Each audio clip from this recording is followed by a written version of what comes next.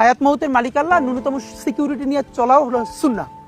কিন্তু আমাদের লড়াইটা হলো, আমার মা স্বাভাবিকভাবেই কান্নাকাটি করেন, আমার পরিবার সবাই। তো আমি আমার মাকে বলেছি যে দেখো, মানে আমরা যে লড়াই নেমেছি, আমার একটা মনে হয় কি, কোনো রাজনীতিবিদের না বাসায় মৃত্যুটা হইতে পারে না, এটা কোনো ভালো মৃত্যু না।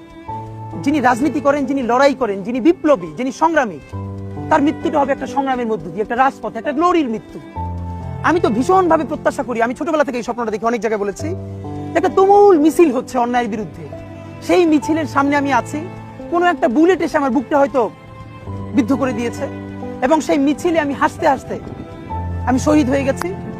এবং সবাই যখন মৃত্যুটাকে ভীষণ ভয় পায়, আমি তখন হাসতে হাসতে আল্লাহর কাছে ভীষণ সন্তুষ্টি নিয়ে পৌঁছতে চাই যে আমি একটা ন্যূনতম ওই জীবনটা লিড করতে পারলাম, যে আমি একটা ইনসাফের হাসি নিয়ে আমি আমার আল্লাহর কাছে পৌঁছতে চাই। সুতরাং আগামী 50 বছর বাঁচলাম, কোনো ইম্প্যাক্ট তৈরি হলো না আমার দিয়ে, দেশের জন্য, রাষ্ট্রের জন্য, উম্মার জন্য, জাতির জন্য।